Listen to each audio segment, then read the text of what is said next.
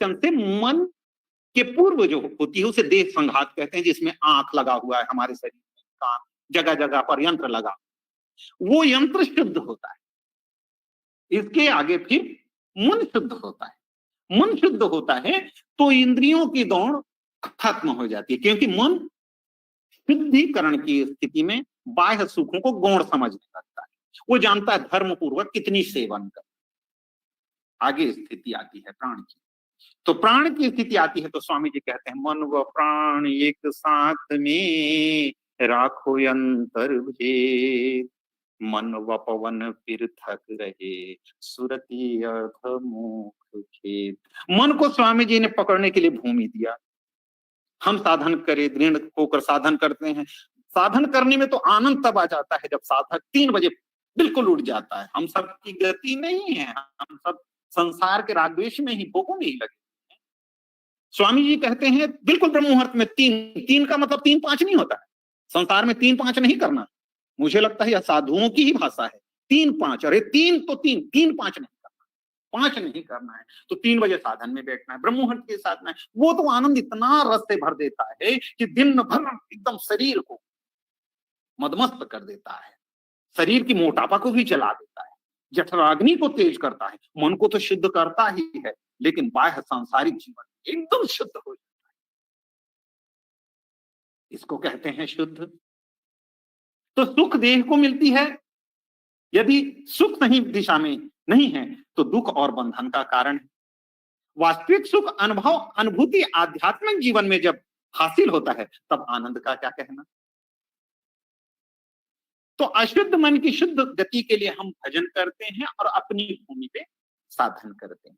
जब साधना होती है, प्राण हमसे साधन करते करते, जैसे हम अभी संत प्रवर जी के आदेश अनुसार साधन करने लगे, तो हमें आदेश हुआ कि अपने प्राणों पे ध्यान रखें, आती जाती श्वासों पे अपनी चेतना को लगाएं। ये उपदेश हो गया। सदगुरु व्यक्त अव्यक्त रूप से हर समय उपदेश करते रहते हैं। संत हर समय उपदेश करते, उसे स्पर्श करने। हमारा मन पवित्र होते जाएगा, स्पर्श होते जाएगा। क्योंकि बाह्य जगत के लोगों में जब हम मिलते हैं तो हमारी माया माइक हो जाती है संसार। इसी कारण माइक संसार से हमको बहुत बचना है। माइक संसार में किसी भी दुनिया के लोगों से बचने की हमेशा कोशिश करना है। जहां तक हो सके सांसारिक जीवों से बहुत भिन्न रहना चाहिए, क्योंकि संसार के लोग जो उपदेश प्राप्त नहीं किए हैं वो माया को देखते हैं और विहंगम योग का साधक उस दिव्य चक्षु की प्राप्ति की ओर अपनी नियत लगाए रहता है, अपनी भक्ति को दृढ़ करने। भक्ति की स्थिति जब श्वास की स्थिति अर्ध को छोड़कर अपनी स्थिति में प्रवाहित होती है, सुरति जिसे पंचतीर्थ कहा, क्योंकि समय अभाव है। पंचतीर्थ जो है शरीर से मन, मन से प्राण, प्राण से सुरति, सुरति से आत्मा। इन तीर्थों में स्वामी जी ने स्नान की युक्ति बतलाई है। जब इसमें युक्त हो जाता है तब वह मन पवित्र की स्थिति में आती है। तो सदगुरु का दर्शन जब हम पाते हैं तो अपनी राग द्वेष की बातें ना कहकर अपनी आध्यात्मिक अनुभूति, जिसे हम किसी के साथ नहीं कर सकते, किसी के साथ ना शेयर किया जा सकता है। मान लीजिए आप अग्नि में घुस गए वास्तविक जीवन में, तो क्या उसे किसी कहोगे तो कोई लाभ होने वाला है? बल्कि आपका इज्जत करेंगे, अरे आपकी साधना अच्छी है। तो क्या मुझे अपनी साधना बतानी है? यहां नहीं, यहां तो अपनी साधना और अपनी जीवन के अनुभव को बताना प्रारंभ किया और आपकी स्थिति अर्ध की ओर प्रारंभ हो जाएगी, यानी फिर से नीचे की ओर चले जाएंगे। माता जी का दर्शन पाते हैं तो हमारे शरीर में 4-6 महीना तक झंझनाहट होता है, सनसनाहट होता है, आंसू बहती है। ये कौन सी प्रेम है?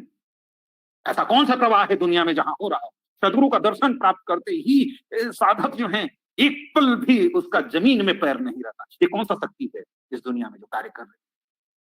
वही शक्ति है जो काल को मार देती है, वही शक्ति है जहां पर मन का गमन नहीं है, इंद्रियों की गमन नहीं, वहां पहुंचा देती है।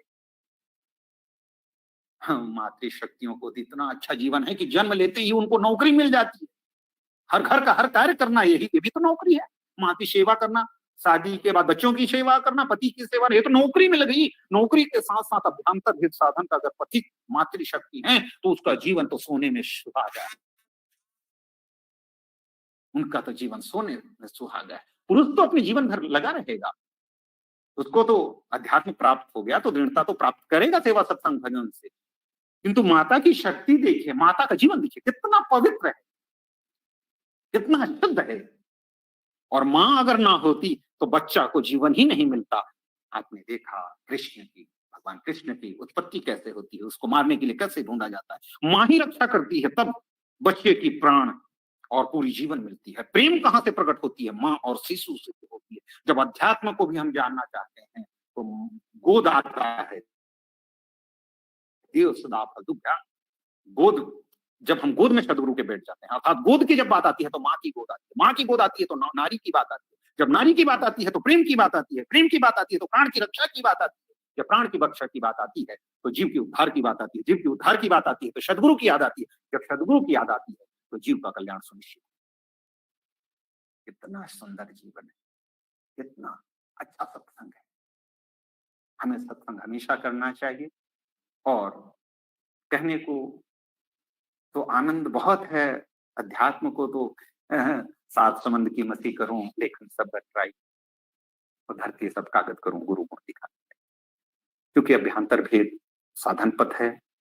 हम सबको गुरु के चरण पाने के लिए जो गुरु ने उपदेश कर दिया बस वही हमारे लिए, हमारे सत्य नाम धन खेती। और ये खेती में नफा बहुत है संतनता। और मन के बैल सुरति हरवाह, जब चाहे तब जो 24 घंटा आप शांति पाठ करिए। शांति पाठ का अर्थ क्या हमें मालूम है, बहुत शांति में शांति हो, आप शांति से शांति। स्वामी जी कह रहे हैं पूरे शांति पाठ की एक एक शब्द में वह शक्ति है। आप शांति पाठ कर दीजिए, घर में अगर आपके अंदर कोई विषधर कोई जीव भी घुस गया है अपने आप शांत निकल जाए। अगर कोई उदंडता कर रहा है घर में और आप शांति पाठ कर दीजिए, शांत हो जाएगा। आपके जीवन में कहीं खलबली मच रही है, आप खाली चलते फिरते उठते बैठते आप शांति पाठ कर लीजिए, आपकी जीवन की अशांति दूर हो जाएगी। हम तो मन में सोचते रहते हैं इसका समाधान पाएं। समाधान क्या करेंगे, ये दुनिया तो ऐसी है जो कुछ चाहती ही नहीं है। यहाँ तो माया है, हर कोई अपने आप को श्रेष्ठ बताने लगा। जो कुछ श्रेष्ठ है वह गुरु की साधना करती है। हम सबको अपने जीवन को सफल बनाना है। ऐसे सत्संग में मुझे उपस्थित होने का सौभाग्य प्राप्त हुआ। आप सबको प्रणाम है। चूंकि सत्संग है, सत्संग में समय की मर्यादा है, मैंने समय ज्यादा ले लिया और सत्संग तो भी प्रारंभ हुई ही नहीं है। तो मैं चाहूंगा, मैं आप सबसे अनुमति चाहूंगा और निवेदन के साथ क्षमा याचना भी चाहूंगा कि मेरे से वाणी में कोई भी त्रुटि हुई हो तो आप सब मुझे एक बच्चा जानकर क्षमा करेंगे। और मैं सद्गुरु सत्ता से प्रार्थना करता हूं कि जो भी सत्संग में उपस्थित हैं, सभी संघर्ष कर रहे हैं, सभी को आध्यात्मिक शक्ति प्रदान करें। मैं सद्गुरु सत्ता को कोटिशः प्रणाम करते हुए अपनी इस वैखरी वाणी को सद्गुरु चरणों में प्रणाम निवेदित करते हुए यहीं पर विराम देता हूं। आप